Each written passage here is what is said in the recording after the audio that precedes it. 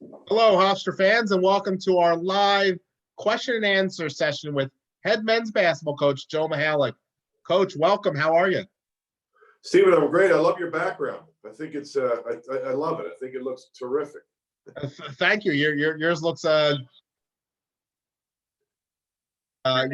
as well. I'm excited to have you on here today and chat about a lot of topics. One of which is going to lead the way is Hofstra winning the CAA championship. But let's get to a first thing first.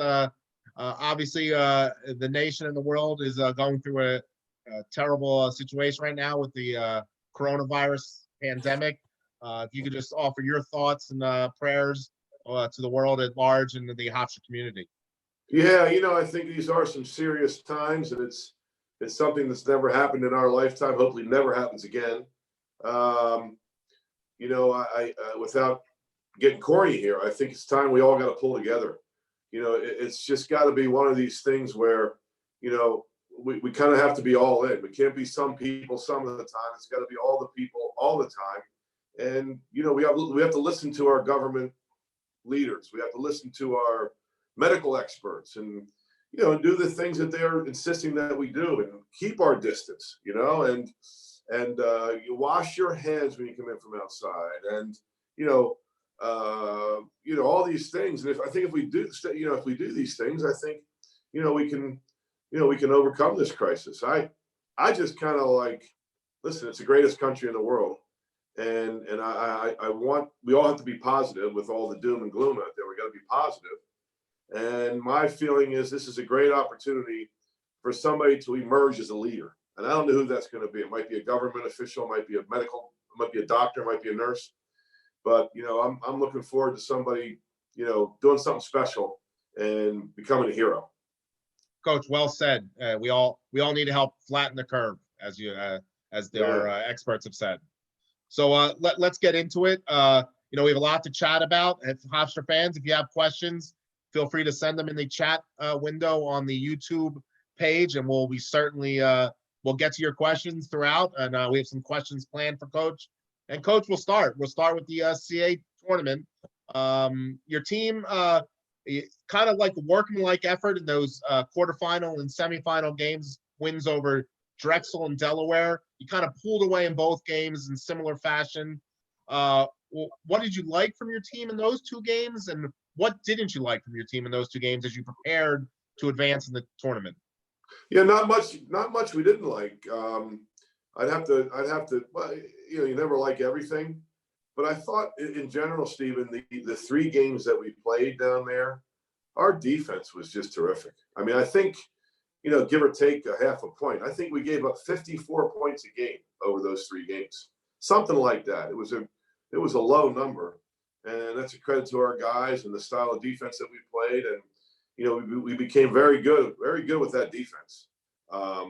So, we love that. And of course, the senior leadership was just, it was beyond words. It's just, people, you understand, you're there every day, but, those guys were not going to let us lose. I think we all kind of, a lot of people saw anyway, the interview that Elijah Pemberton had after that second game. And he literally choked up and broke into tears when he talked about how bad he wanted to do this.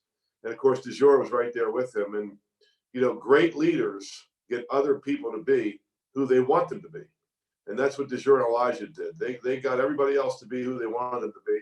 And it was just a fun ride. It was a fun ride. Yeah. So we played an early game in the quarterfinal game and the first semifinal on Monday. I know you don't love early games, but obviously that helps play a role in helping your team get well rested and be ready for the next game. So let's move on to that. Did you feel that helped you guys get your bearings under you? Obviously, you didn't play a huge bench minutes this year. No, we really didn't. And I guess it just kind of worked for us. I mean, I think I have this right. I think we were last in the country in bench minutes. And, a lot of that is a great credit to Jimmy Prendergast, our strength coach, who makes sure our guys are in tip-top condition.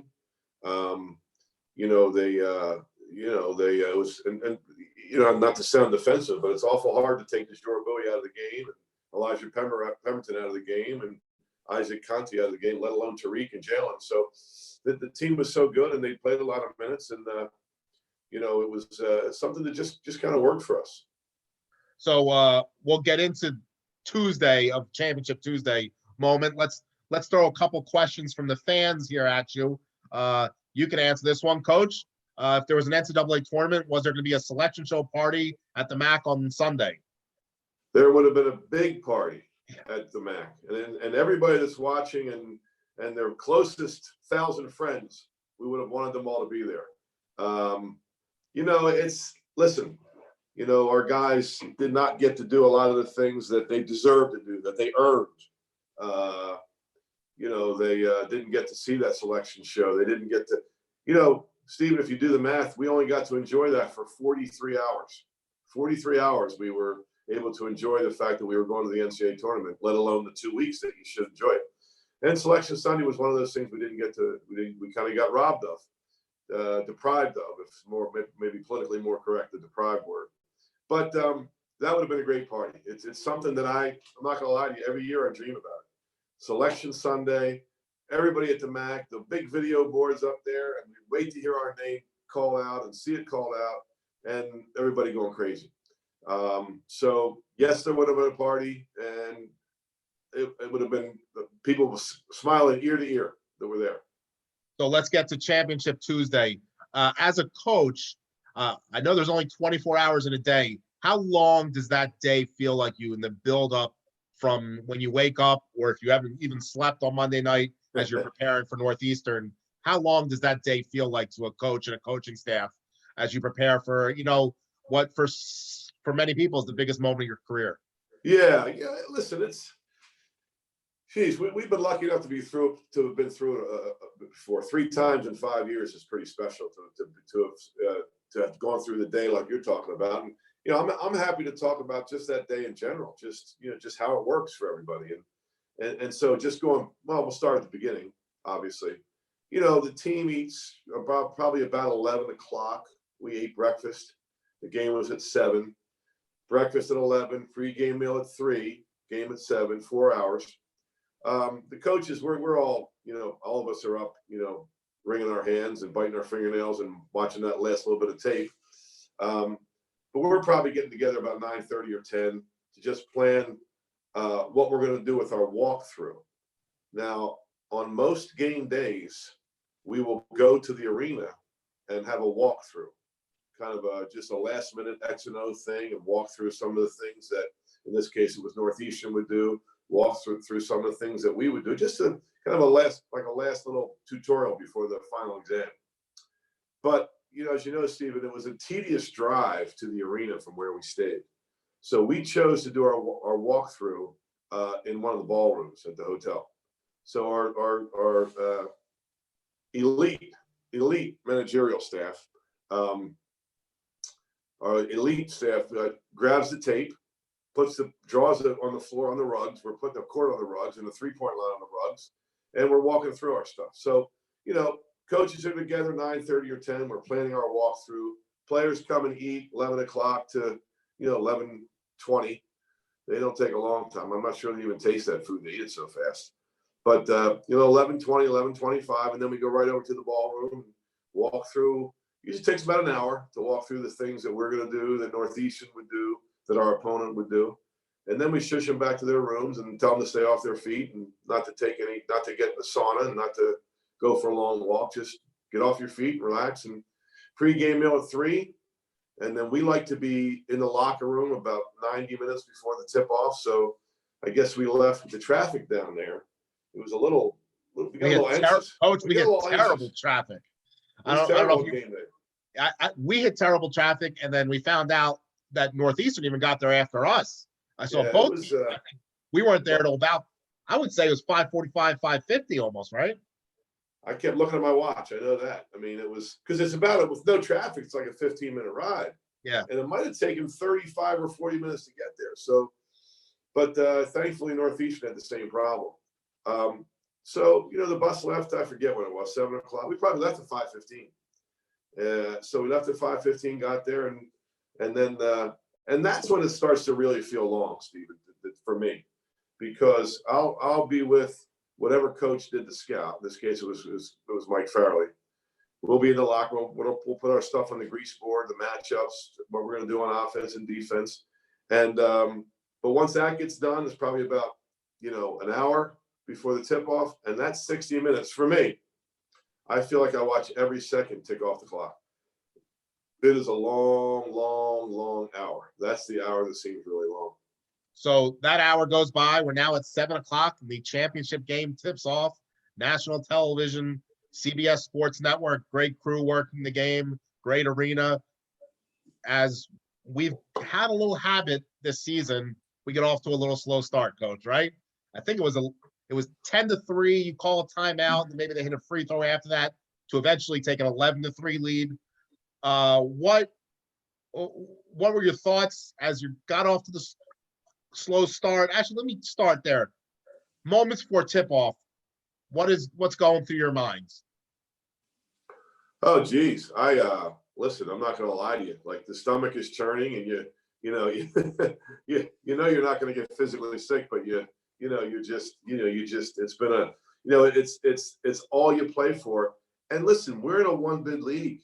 The Colonial Athletic Association is a one bid league. I wish the first 4 teams got in every year, but we're not. We're not the Big Ten.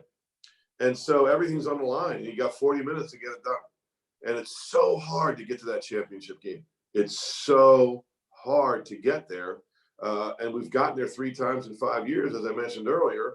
And it was just time for us to get it done, because, all kinds of thoughts pass through your mind. Can as I just said, how many times can you do? You got to get there first. And we got there, and we were able to, the slow start. I think it's been, how many times we do that, right, Stephen? It's been so many. But fortunately, I think you called the timeout at 10-3. It got to 11-3. Is that timeout really just, hey, look at the guys, tell them relax, you're fine, we got plenty of time? Well, we've done this before. Sure, absolutely. And I think there was, just a couple of things that they were doing that we needed to just talk about. But we've used that timeout before, and our guys are used to it. And what I love about this team: great maturity, great poise, great composure. Nobody, starting with myself, nobody was rattled. Nobody was, but it was just a little bit of all right, just a little bit of a wake up call. Here we go, guys. Here's what we got to do. And let's, what we're not doing well, we got to make sure we do it better. And here's some adjustments to make. And, our guys, as always, responded. I mean, as always, they responded. And then they knew they would. And, I'm proud to say this. It's almost like, the other team knows it's that you can't ever take a rest when you're playing against one of our teams, because, we're not going anywhere. We'll keep playing. So the games, it was about 21-15 as the half progressed. Northeastern taking a 21-15 lead. And then you guys finally got flowing a little bit. I think you got 3-pointers from Eli, Jalen, and DeJour in order that turned to 9-3 runs. So you guys were then, then in the lead. Did you feel like you guys were getting your footing under you a little bit? Was there something during that run that gave you a little confidence moving forward in the game? Yeah, I mean, listen, at the end of the day, you can talk about every aspect of the game. You got to make some shots. And early on, we weren't. And then we started to make them. As you mentioned, Jalen, Elijah, DeJour made them. Once those guys start making shots, I think everybody takes a sigh, gives out a sigh of relief, knowing that, we're okay. We're going to get back. We'll get this done. But it was also, a classic Hofstra Northeastern game. It's always that way with them. It always goes down to the wire. It could go either way. Last year's championship game, we tied it up with 8 minutes to go, and it could have gone either way. Last year went their way. This year went our way. But they're not going away. They know we're not going away. It was actually a very, very good basketball game, I think. It went back and forth. Both teams felt like they could win, and then at the end, number 4 took over. And just as I said, picked everybody up on his back, all 158 pounds of them. Pick everybody up on his back and made the winning plays down the stretch. So we're almost at halftime of the game. Once we get to halftime of this little chat, we'll throw in some other questions, non-game related. But it's 30-28 Northeastern at half. You guys had kind of rallied back a little bit there in the first half. How did you feel going into the locker room? And really, what was your message to your team as you went into the locker room at halftime? Yeah, with the start that we had, you mentioned it already, we're down early. They had a chance to really take hold of the game. They didn't. I think we were, I don't know if relieved is the right word, but we were, and I don't know if we were happy, but to only be down 2 points and to play the way we played, we felt good about that. So, we knew that we could win the game. We knew what we had to do. We knew it wouldn't be easy, and it wasn't. But, at halftime, there was a good vibe in that locker room.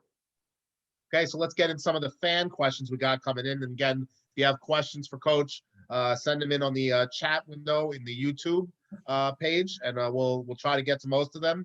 We'll go in order, Coach. Coach, we all obviously, some of these are obvious. What do you think some were the strengths and weaknesses of your team this season as you guys went to the CA championship and captured the title? All right, so I'm going to answer that question like this. I'm going to say that the makeup of our team was classic Cinderella makeup. Classic. Now, to win a game in that first round of the NCAA tournament, it would have been a major upset. We were going to play a Power 5 team, but the makeup of, what's that? You mean Villanova? Everybody knew it was going to be Villanova, but the makeup of our team is, now think about it, not good senior guards, not good, great senior guards. Great senior guards. Desjour and Elijah, they're not good. They're great. Who had combined for over 250 games. Right. Okay. What else? I'm going to mention 3 things. Everybody could shoot. Elijah, Desjour, Jalen, Tariq, everybody could shoot. And the third part of that team that makes us a Cinderella, makes us a nightmare for a first-round opponent in the NCAA tournament is our defense. We play a zone. It's different than a lot of other zones. It became very effective because our players were so good at it.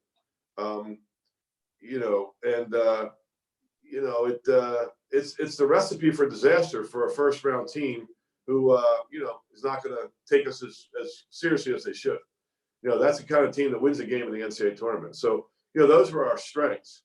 Our weaknesses, we talked about it. Like, we didn't play a lot of people. We were a foul trouble away, an injury away, from disaster because those 5 guys, we relied on them so much, as fate would have it. But we were able to get away with playing them as much as we did. I guess those would be some of our weaknesses. And then I guess we could struggle with when you get to those Power 5 teams. I mean, they're going to be they're going to have we kind of play with 1 big guy. They're going to have 2. And how would we, the cat and mouse game right there, how would we offset that? Would they have trouble guarding 4 guards? Or would we have trouble guarding 2 big guys? So. Great question from Jay. Jeffrey Sorensen, our friend Jeffrey Sorensen, just wanted to congratulate you on an awesome season. He didn't really have a question. He just really want to say congrats. Well, you know what? Let's take that as a chance to talk about, let's back up to something I think is pretty interesting. Whoever's watching this, they can pipe in and they can call in. But the question is this, and I don't know, maybe somebody is going to ask it. Should we have had Selection Sunday? Should the NCAA have had Selection Sunday? Now, clearly, I believe we should have. And there's a lot of emotion involved with that. I'm not objective. I'm not objective at all. I believe we should have. We deprived, not just us, but 68 teams of at least hearing the name called out on the board. And we could have done that. And I know, Danny Gavin, who does an awesome job and spearheads all this, his response to that notion was, you couldn't really do it the right way. There was a lot of, I understand that. But you know what? Even if you do it with so-called the right way, people are still going to say, well, what about this team? What about that team? It would have been a great thing for college basketball. It would have been a great thing for the sporting world. And selfishly, it would have allowed ourselves and a lot of other teams who earned their way in to at least look up on that TV and see the name called and know that we, legitimately were in that NCAA tournament, which we were. And then it would have been fun. I think the country needed it. All the sports got shut down. What's wrong with having a Selection Sunday show? So there's my 2 cents. I'm going to stick to it. And I don't know how anybody else feels, but it would have been really neat to see our name pop up on the board, playing Villanova or playing Seton Hall playing Maryland or playing somebody like that. So would have been fun. Would have been great. I think it would have been great for everybody as we were all going through the shock of no March Madness to at least on Sunday say, oh, you know what? Let's look at the Selection Sunday show. It'll be fun to watch. Absolutely. Jordan Walters, one of our strong, great fans. He kind of wants to know how's your Well, team? the only fan we like more than him is his mom. So just so we keep this straight. How's the team doing? How are your guys doing? Obviously, we're now a few weeks past the championship. How have they dealt with the last few weeks, and how are they doing? Yeah, I mean, the short answer is the guys are great. I mean, they're resilient, and it was a life lesson that our guys had to deal with. And you know, we've talked about this a lot. I mean, you know, you're euphoric. I mean, absolutely, you're pinching yourself. You want to make sure it's not a dream that you're climbing up the ladder with a pair of scissors cutting the nets down, and then 43 hours later you find out there's no tournament. So we dealt with the highest of highs, the lowest of lows, but that's life. That's life, and we all gotta, you know, it was hard. It's a bitter pill to swallow, but in 1980 there was no Olympics. You know, it happens, but people get deprived of things that, you know, and there's a greater cause here, and that's this pandemic, and it's our whole country's health.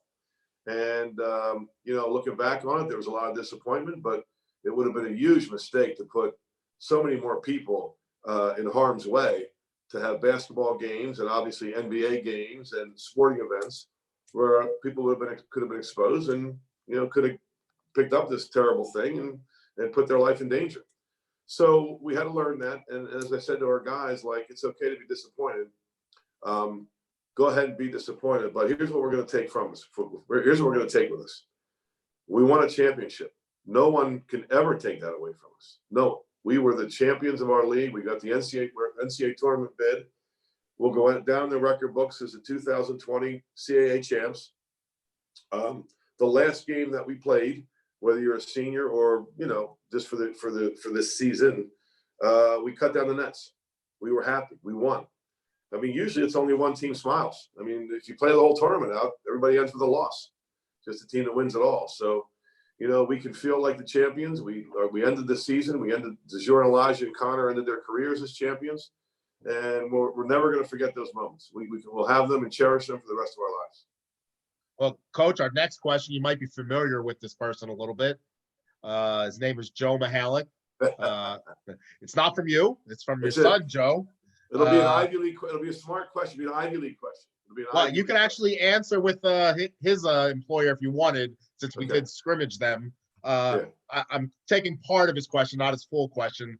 Which non-conference opponent this season was the most difficult to prepare for? Oh, Penn, absolutely. When we scrimmaged, absolutely. The assistant coaches at Penn were just let alone the head coach, Stevie Dunning. But you know what? It is a great question. There's you know, in the league, you know, there's a lot of tough preps. Geez, they're all hard. You know, no one jumps out. You know, Bonaventure is a tough team to prepare for because they do a lot of things offensively. They got guys that can shoot, and it showed that we had a tough time getting ready for them because they beat us like a drum. Northeastern, if you want to talk about the league, Northeastern is always hard to prepare for. You know, but it's a big part of the game, and it gives me a chance to talk about the assistant coaches who are, you know, from the bottom of my heart, the greatest ever. You know, Mike Farrelly and Speedy Claxton and Colin Curtin. You know, they all take the preps, they all do the scouts, and you know, they all, as I've said this to these guys, they hold themselves to a high standard, the highest of standards. They work so hard, they leave no stone unturned, and we don't always play our best, but we are always prepared to be our best. And that's because of the assistant coaches, Mike Farrelly, Speedy Claxton, Colin Curtin. Those guys are, you know, off the charts when it comes to, you know, watching tape and great insight and what's going to be good on offense. How do we do that? How do we handle their offense when we're on defense? You know, because, you know, the other team's trying to win, and I'm giving you a long-winded answer, but every team's hard to prepare for because they're all doing good things. There's no such thing as bad coaches. There's no such thing as teams that aren't trying to win. So we're lucky that we have the assistant coaches that we have. So we'll do one more question before we start talking about the second half, and we'll get to more of the fan questions a little later. I I imagine let's one of the signature moments of the season was the UCLA win, and I'm sure it was signature in more moments than just the win, because I think it gave your team a belief of what they could become. Can you talk about maybe the moment you won that game, the locker room afterwards, and then kind of what that win does for you and your program, just in terms of belief and what it did in terms of Hofstra basketball? Yeah, it was a surreal moment. I mean, it was a, you know, it was, you talk about lifetime memories, you talk about magical moments, you know, you talk about one for the ages. I mean, that's the one. And geez, you know, it's a terrible thing to personalize a team game. But if you had said to me 40 years ago, hey, you know what? One day you'll be a head coach and you're going to go to UCLA, you're going to win a game there, I would have just, you know, would have thought I was dreaming. But you kind of talked about it a little bit when you were asking the question, you know, what it did for us. You couldn't put a price tag on what it did for us. I mean, now they had a little bit of a rough patch after they played us, and then a great finish. I mean, they were tied for first place in the Pac-12. So it was obviously a high quality win. They were 5-0 when we played them. But to go to Pauley Pavilion and to feel like the ghost of John Wooden and Lou Alcindor, Kareem Abdul-Jabbar, and Bill Walton, you feel like they were up in the rafters. It was really special, and our guys were fearless. I mean, just fearless. You know, was it a breakout game for DeJour Bowie? Probably was. It's probably the first chance we saw.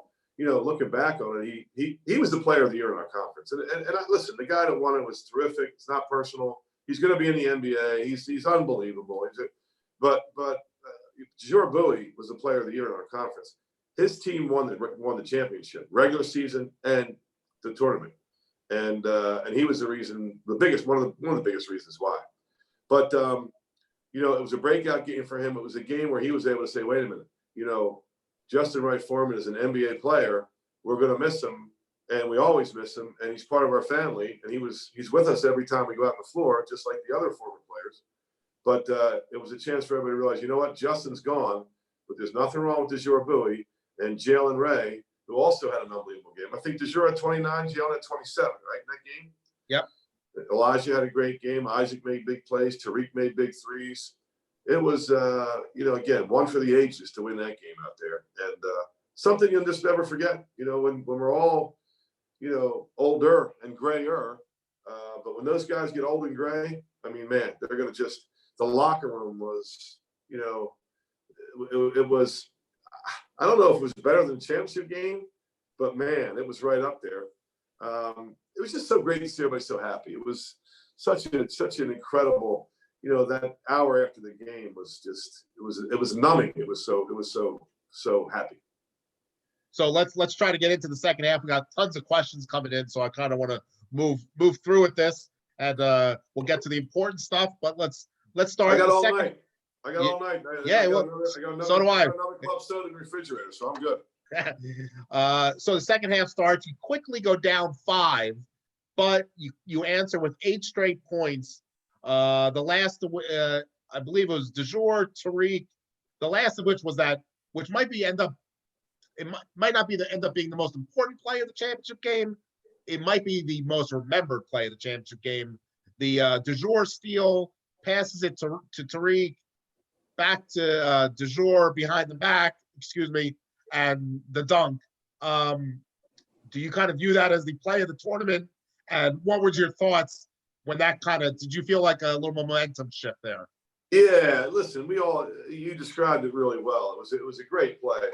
And, you know, by the way, watching this game when it was over, like you talked about how we went down 5 and then we went up 8, you know, it's a 40-minute game. And the first 30 minutes, even though I knew we won, but for the first 30 minutes, it was like, man, are you sure we're going to win? Are you sure we're going to win? Because, you know, it just was such a struggle to get over the hump. But I think that play did get us over the hump. And, you know, sure, it was only 2 points, but wow. It was bigger than 2 points. It was such an emotional, electrifying, exciting 2 points. And it's just one of those, it brought the crowd even more into the game. And, it kind of like when you have a play like that, it starts with the steal. That's a depressing thing for the team on offense. And then the transition bucket. And then you get dunked on and everybody's going crazy. It's kind of a little bit of a defeating moment for the opponent and an energizing moment for us. And it was just, it was just a special pass by a special guy and to a guy who really made some big plays. And, a guy that doesn't get talked about a lot is Tariq Coburn. My goodness, he had a great, great year, and he's going to be a big part of whatever success we have next year too. Yeah, and my next question, you touched on it actually already. The first 30 minutes were really just a back and forth. And really, at this point, it was kind of, I think, almost the next like 9 or 10 minutes at this point in the game. Back and forth. No team took larger than a 4-point lead. It was really Hofstra and Northeastern has become a great rivalry because it's two really good teams in the CAA, and it turned into that for about the next 9 minutes, just back and forth, two really good teams with really good players in the court. Was there a point in that you felt anything change, or you felt your team was in a good place and you're just kind of working until the end? Yeah, and you're asking a great question. Every question's been great. But, another way that it was asked was people said, when did you feel like you had the game won? So let's think about some of the great plays, big plays down the stretch. And don't get there. Let's wait till the end. Okay. Come on, you don't want to ruin it, Coach. Well, so then I'm going to have to just answer it in a simple way without getting ahead of myself. I still didn't feel good even after that dunk. We still knew we had a lot of work to do, and there was a lot of game left. And we played enough games against Northeastern and some other great teams where you just knew, don't take a deep breath. You better stay to task and do what you got to do. But when did I start to feel good? I think when DeJure was walking off the court and I was giving him a hug. I think that's when I finally felt good. Like we said, the game kind of went back and forth there for the next few minutes. You're down 48-44, and then there was 3 stretches in the game that kind of changed it to the Hofstra win. It was that one play we've already talked about, and now this one was really big. Back-to-back Jalen Ray 3-pointers. Went from 48-44 to 52-48. There was some other stuff going on there too. Jalen Ray's hit some incredible shots. There he is right there. I'm pointing to Jalen Ray. Right, I figured out how to point to him. Me too. It's over there. Jalen Ray's has had a career of hitting incredible shots. We can think of the Towson win. You can think of, but Monmouth, the Monmouth Miracle. I just named it that, Coach. There we go. I like that. Obviously, I mean, it's stupid to say, but how big were those 2 shots by Jalen Ray in those moments? Yeah, it was. He's got ice water in his veins. He really, you've talked about some great shots he's made, whether it was Monmouth at Towson, the ones that don't jump out at you, but you and I know about. Our big win at William & Mary last year, he made a big shot to finally put us over the hump. When you did a big shot at Elon last year to get over the hump, Jalen made the shot. He doesn't care. We've already said he had 27 at UCLA. He doesn't care who we're playing. He doesn't care if it's the championship game. He doesn't care if we're up, or if there's a desperate situation like Monmouth. He's going to make that shot. We love him taking it, and he likes the big shot. He likes the big moment. And I made reference to Tariq earlier. Next year, Tariq Coburn, Jalen Ray, Isaac Conti. Those 3 guys are. We have a lot of holes to patch up, and we're going to miss Elijah DeJure, but those 3 guys are going to keep us heading in the right direction. So 5-minute mark of the game, you're now up 54-52. And then what our fans, and I guess I have coined him as a big shot Bowie. He arrived as he's been there all year. He kind of hit a jumper, had a steal, a 3-point play. The 3-point play where he flexed, and it was just a great play. Flex all you want, DeJure Bowie. Isn't that what the TV guy said? Yeah, exactly. Flex all you want. Big shot Bowie. I obviously he's been great every minute of every game he played this season, and maybe one of the more remarkable stories in college basketball this season. But is there a switch that goes on? You've coached elite players. Is there a switch that goes on in somebody like him at that 5-minute mark where he just says, I'm winning this game and I'm going to carry my team here? Yeah, I mean, again, you use a lot of the words that I would use to answer it. I mean, he wants to win so badly. He has great confidence in himself, and he wanted to be the one to make the play. And you can't really teach that. You can, all we can do as coaches is put guys in a position to make plays, and that's all he needed, and that's all the great ones need. Whether it's DeJour, Elijah, Jalen, Tariq, Isaac, Justin Wright Foreman last year, Dwanye Green, Amin Tanksley, on and on and on.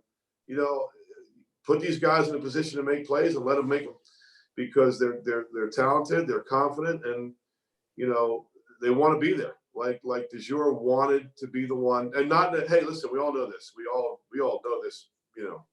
Not in a selfish way at all. There's not a selfish bone in his body, DeJour Bowie. But he wanted to be the guy to make that shot. He knew his team needed him. He said, all right, give me that ball. I'm going to score. And my goodness, the 3-point play where he scored, he had to be physical. A guy that's not physical had to be physical, and he did it. And then, so the three that he hit the top of the key, I don't know exactly how much time was left. Maybe 2.5 minutes. And it was after the 2:10. I felt like 2:10-ish or something like that. It was after the flex all you want, DeJour Bowie. It was after that 3-point play, but the old-fashioned 3-point play. When he hit that three, that was the first time I felt like, okay, we're going to have to really screw up to not do this, which, you can do. But, yeah, I think you're right. Maybe 2:10 to go. Did that put us up 9 or 11? Off the top of my head, no, yeah. I'm not, I want to say for certain. I'm not sure either. It might have been 11, because I think the 3-point play when he flexed. I think it was actually 10, because they had cut it to 7. Okay. On a 3. I think Grayson hit a 3. Yeah. So that kind of leads into my next question. Maybe you're not comfortable at that point, but really, what point, as the seconds are ticking off and we're now less than 2 minutes, at what point do you start thinking that you're going to win this? As you're still in the moment and coaching, but at what point maybe do you think, oh, this is looking pretty good? Yeah, well, again, as you know, the shot clock, the 3-point play, a good team, a team that can get some steals, even though you're up 10 with 2 minutes and 10 seconds to go, we beat Drexel 3 years ago, down 10 with a minute to go, or minute 11 to go, we won the game in regulation. So, it was a real simple recipe. We needed long possessions when they had the ball, and our zone was terrific. We made it hard for them to get a quick basket. Worst case scenario is to go up 10 with 2 minutes and 10 seconds to go, and they score 6 seconds later. So we needed long possessions. Once we got them in the stops, then we knew when DeJour Bowie has that ball, he's not going to turn it over. He'll make sure we get a good shot. And we put him or Elijah or Jalen in a position to make a play. And then we had some long possessions on offense, and we were able to get it to, whatever it was. And, then it became, just heavenly almost. At one point we looked over, and the other coach basically took his starters out. And at that point, you know what? We just did it. We just won the championship. We punched our ticket. We did something great for Hofstra University, one of the greatest universities in the world. And everybody's going to enjoy this. And let's just, make sure we can, get DeJour out of the game and give him a big ovation, and get Elijah out of the game, let him get a big ovation. Yeah, that's actually my next question. You subbed out DeJour and Eli, subbed out Eli first, because I think DeJour was going to the free throw line. I made a mistake. I made a lot of mistakes, but many, and I'll make many more, trust me.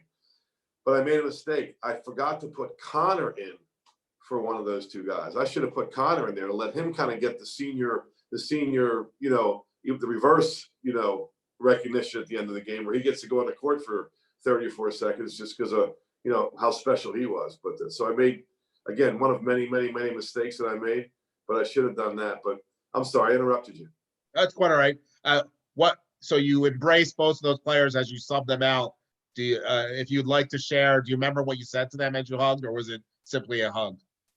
Well, I was trying to talk, but I was crying more than talking.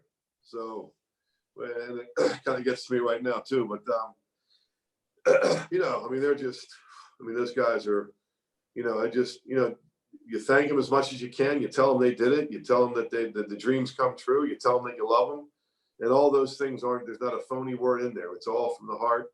It's all genuine. And those guys, I just, you know, never been more happy for two people, and I was so happy to see them happy and to see them know that they accomplished something that people haven't accomplished around here in 19 years. So, Coach, the buzzer goes off. Your team wins the CA championship. Take us through that moment as the buzzer goes off, and you know, obviously I saw you in that moment because I had to grab you for media stuff. But give us the moment after the buzzer and what for Joe Mihalich. You know what you want to do is just run out there like Jimmy Valvano and you know, run all over the court with your hands up in the air and hug everybody that you see. But you know, I was able to not make that mistake.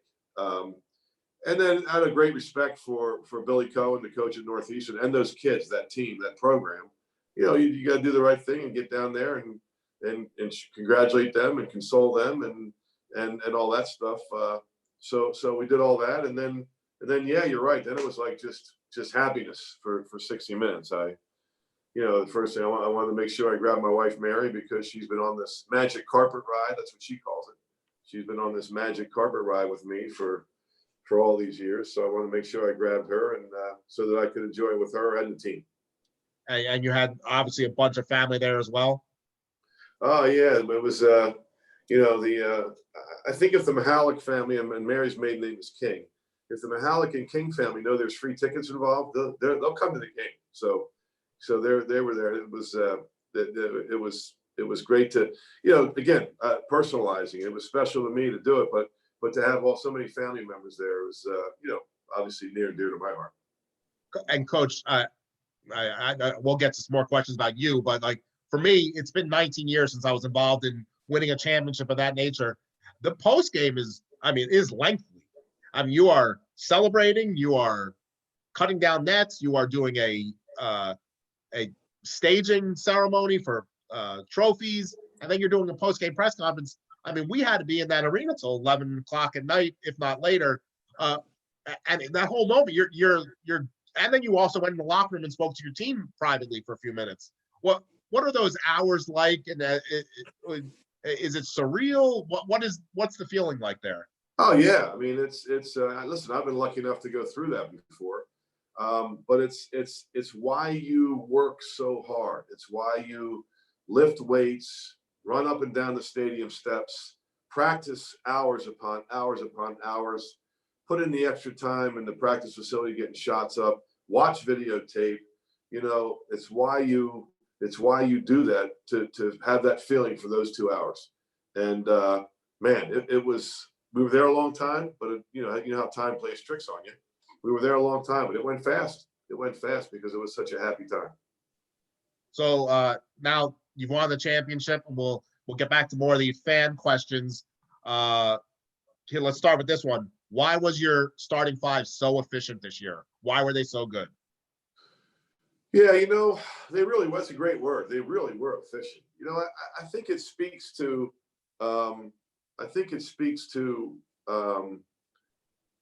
their how they were in such sync. They played so well together.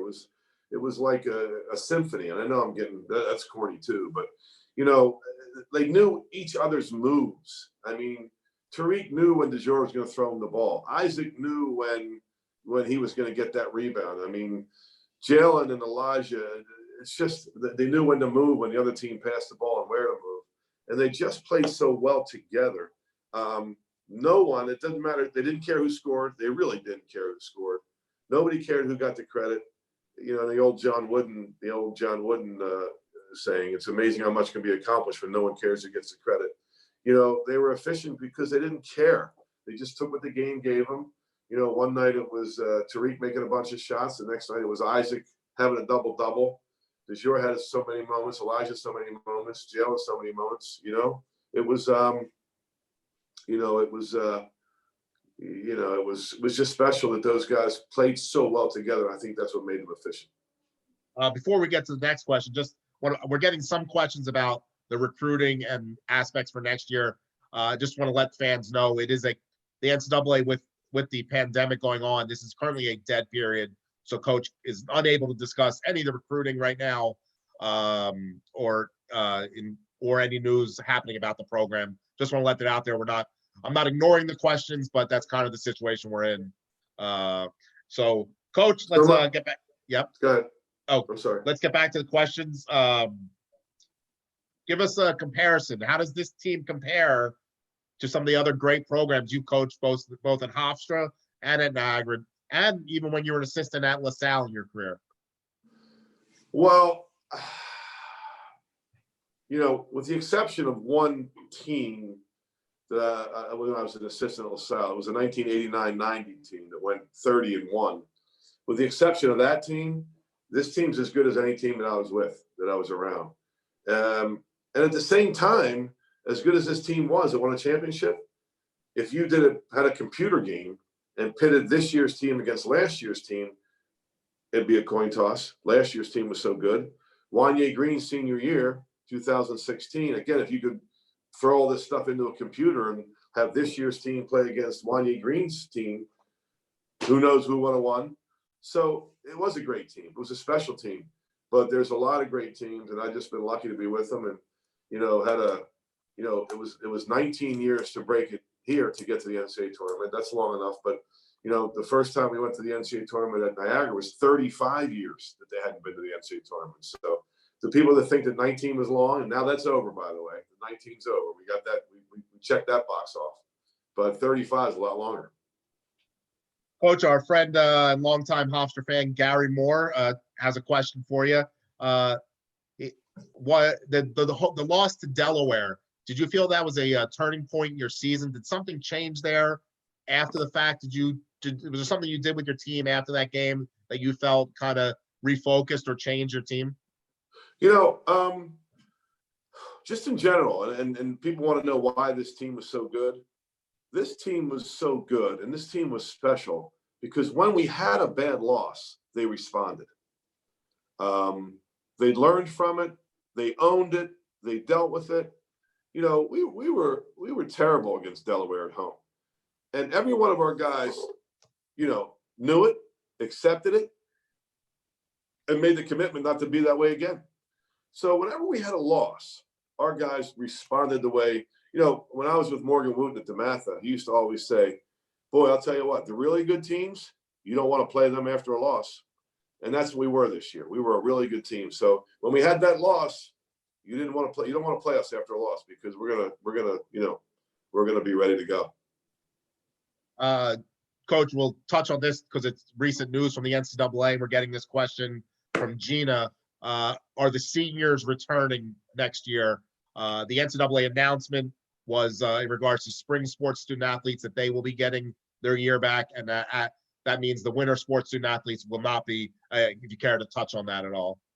Sure. I mean, it's fun to talk about that stuff. So, hey, listen. As much as I want to be with DeJour Bowie and Elijah Pemberton, shoot, I'd like to be with them for the rest of my life.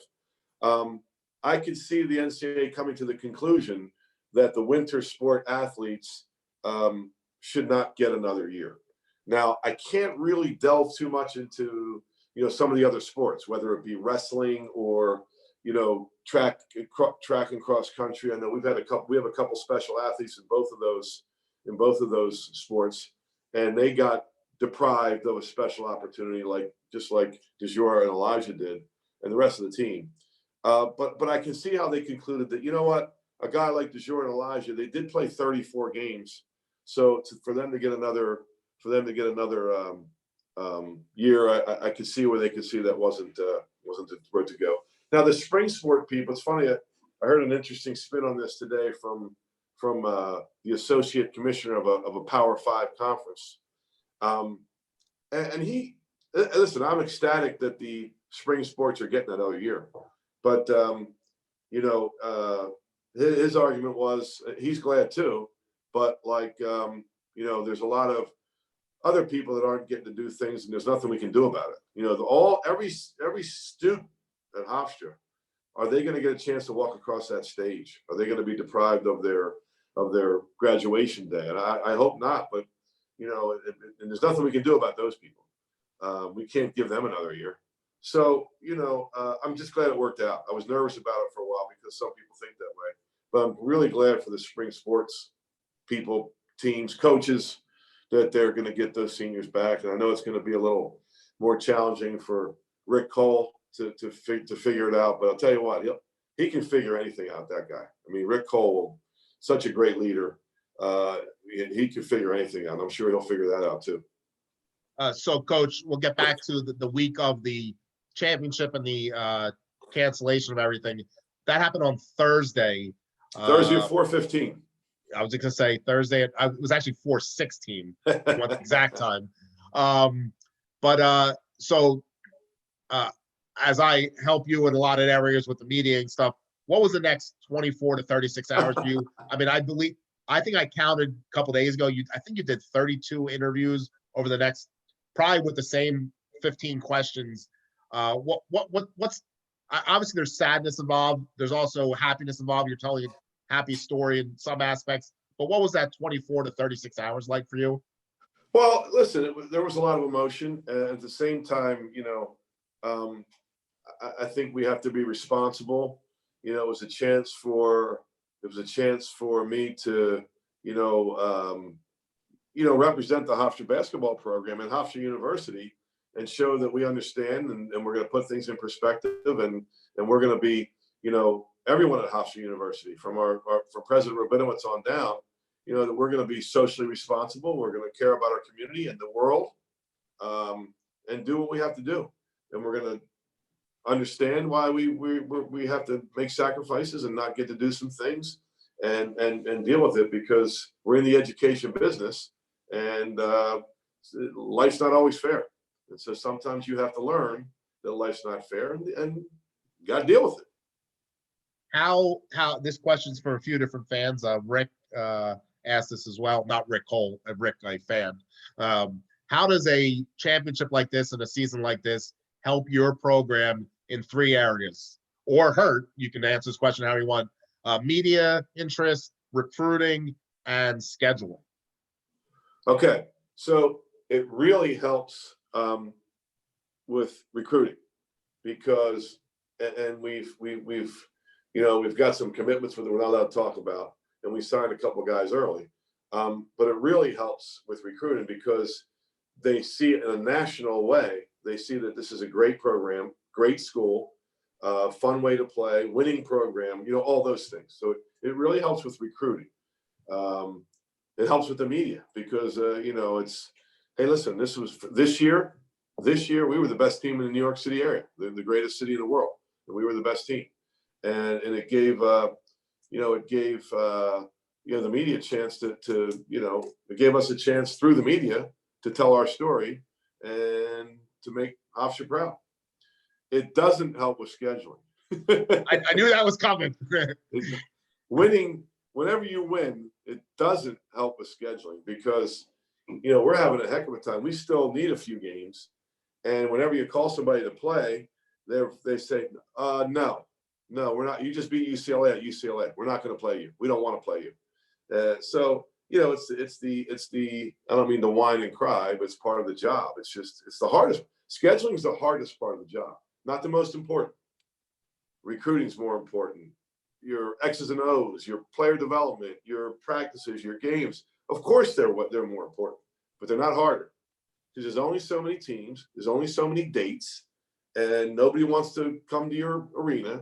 And if you win, nobody wants to play you. And if they go on the internet and see that you have 3 starters returning, nobody wants to play you. So it's challenging. But so long-winded way, it doesn't help with scheduling, but in the other 2 areas, it helps a whole lot. Was this your best defensive team you've coached at Hofstra, and how far back can you go that you can recall a team that maybe was better defensively for you? So I guess this was year 22 as a head coach. Without going back to I would, it's probably safe to say it's the best defensive team that I've ever been around. And yeah, and listen, a big part of that goes to Mike Farley, who's kind of our point man. Again, our staff works so well together, but Mike Farley's done such a great job, studying, learning, teaching this this zone that we play, and as he's done that, it's become he kind of spearheads it, and then Speedy Claxton and Colin Curtin and myself, we all just start to tweak this and tweak that and learn this and learn that, and it became really fun. Like, people want to criticize us for playing the zone. That's fine. That's what makes the world go around. When you critique and criticize, I don't, believe me, it's fun to listen. But we won this year because of our defense, not just because DeJour could score, and Elijah could score, and Jalen can shoot, Tariq could shoot, and Isaac got double doubles. But our defense was really, really good. Coach, we got another fun question from They've another all been person. fun. They've all been fun. This is another one from somebody who has the same last name as you. Oh boy. Madeline, she wants to know who would win the CAA if it was only a battle of mascots.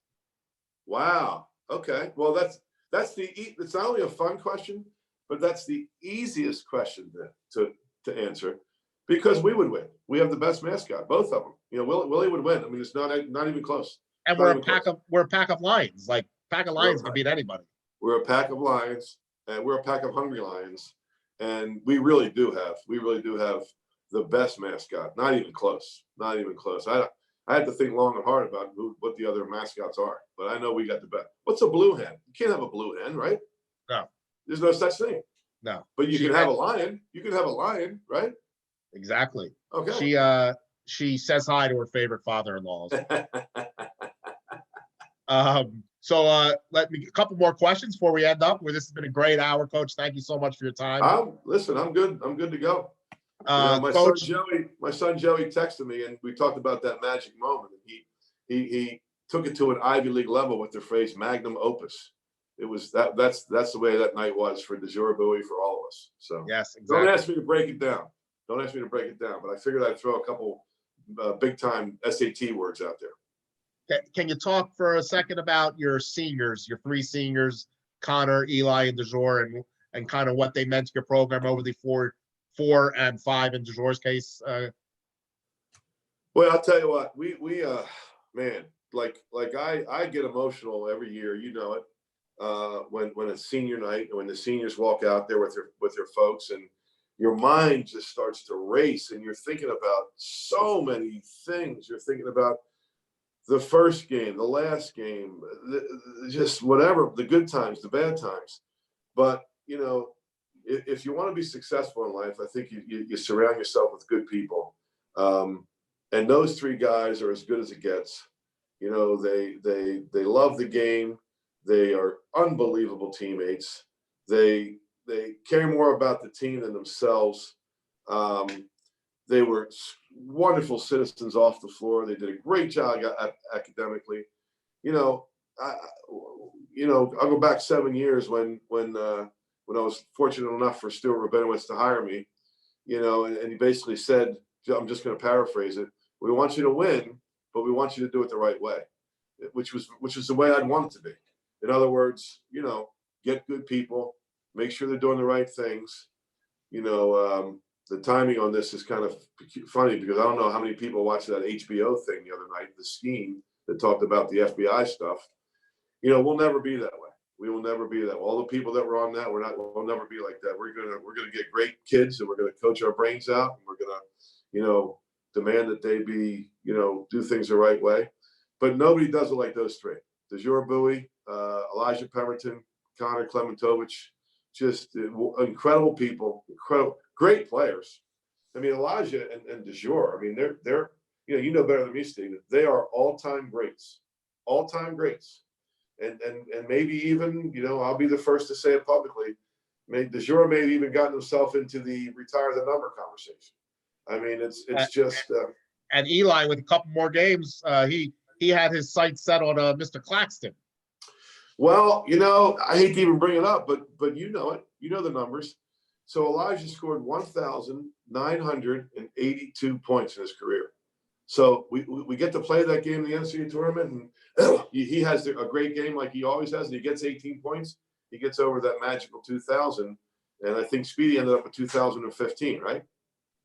So we would have had to upset somebody and get to a second game probably for it to allow you to do that. But you know, but those three seniors, we could have. I don't know how long we've been doing this tonight, but we could spend even more time just talking about them. So people are very interested in your attire, Coach, because of your sport coats. Oh, no, because you're. Yes, gladly see you in Hofstra basketball. First round of the NCAA tournament. Did you have in your mind what sport coat you were going to wear to the game? Probably would have gone with old Blue Boy. Probably the old. Oh, yeah, not the camel one. Probably would have gone with the high school. The high school blazer. Probably. I don't. Depends on where we were. If we would have been in Cleveland, I would have had to wear the camel because it would have been cold. Coach, I guess let's end it on this one and say whatever you want. What's your message to the Hofstra community about this season? What's your message to the Hofstra family about what you've done here over the last 7 years? And just sum it up however you'd like. Well, they were all great questions. That's a good one and an easy one too. It's just, I just hope that people all realize how much we appreciate their support, their spirit, their passion, their love for Hofstra basketball. And really, when I climbed up that ladder, there were a lot of people with figure of speech climbing up that ladder with me. Probably shouldn't mention names. I'd be making a mistake, but there are so many passionate fans who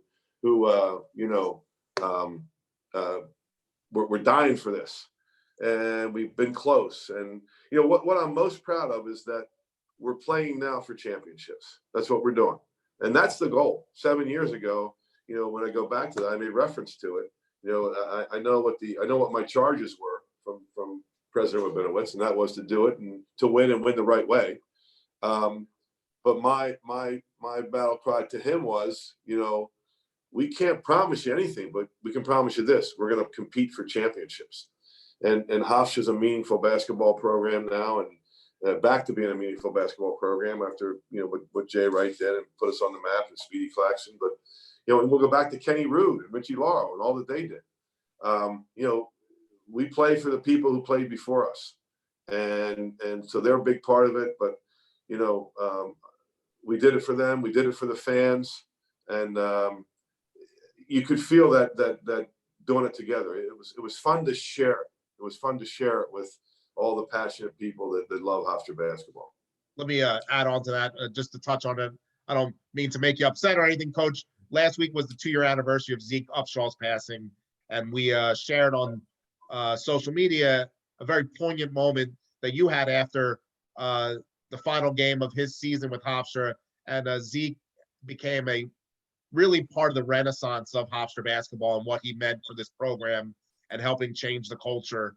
And you kind of mentioned thinking of everybody. Was there a moment on that Tuesday night that you really thought of Zeke and what he kind of did, and what Stephen Waconi did, and what Dion Nesmith did, and what Musa Kone did, what that crew did at the start of your tenure? I really was thinking about those guys as I walked up that ladder, and they were with us. They're with us every day, but I really was thinking about all the guys that didn't get to do that, who should have gotten to do it. And you mentioned some special people. Listen, my first year here, it was an incredible rebuild. I mean, I think we ended up with 10 or 11 wins, but doggone it, we came close to getting 5 or 6 more, and we had no business doing that. We threw a team together. There was 4 people here when we got here in April, and so you mentioned Dion Nesmith and Zeke Upshaw. And then it was Wanye Green, Amin Tanksley, Brian Bernardi, and Musa Kone, and then Steve Waconi. And I don't want to start doing this because I'm going to forget people, but and what Justin did, and Shaquille Taylor, and it's just, like I said, I'm probably forgetting some really important people, and so I'm making a mistake in doing that. But I really was thinking about all the guys that didn't get to climb up that ladder, that kind of deserved it, and at the very least were a big part of it. And we were the ones that get to climb up that ladder, but we really did do it for them. They did it for us. And, you know, it was just, it was a magical night. And, you know, one you'll never forget, ever, ever, ever. Coach, on behalf of the entire Hofstra community and everybody who cares so deeply about this program, we thank you for all you've done during your tenure here at Hofstra. This was an amazing year, and it's been an amazing tenure for you here at Hofstra. We're at the mountaintop right now, and we've had 3 CA title game appearances in 5 years, which is really remarkable and incredible success. And we all thank you, and I speak on behalf of everybody. And I'd like to give you any last moments if you want to say anything else before we end. Well, listen, I'm the luckiest guy in the world. In fact, I did a podcast with somebody the other day, an educator wanted to do something about leadership. And he said, if you were going to write a book, how would you title it? And I'm going to steal a line from Fran Dunphy, former coach at Temple and a close friend, dear friend. I remember him saying, I'm the luckiest guy I know. And maybe that would be the title. And that's how I feel. Just to be at Hofstra, just to be the coach here, I'm just so fortunate, so lucky. It means so much to me. I take it as serious as you can possibly take anything. It's something I love to do with people I love working with. You know, I'm just, as I said, I'm the luckiest guy I know, and I'm just so happy for all of Hofstra that as I said earlier, we're playing for championships, and basketball's fun for everybody. And you know, geez, we're going through some tough times right now, but you know, we're able to still work hard and do things, and you know, I can't wait for it to get going again. And I'm just hoping that you know, that we can you know, be talking like this next year too. Well, Coach, be safe, and we'll talk to you again soon. And you know what, Hofstra fans, maybe we'll do this again soon. Who knows? I'll talk about that championship night as much as you want, but now, hey, listen, if everybody out there likes doing this, you know, Steven, you're great at it. Let's, you know, maybe we wait a couple weeks and do it again. It'd be fun. Absolutely, Coach. Coach, thank you so much. Have a great night and be safe. Steven, thank you. You are so good at what you do for Hofstra. Thank you for all that you do. You're a special guy, and thanks to everybody out there that took the time to listen and be as passionate as you are. So thank you all. Have a great night. Go Pride.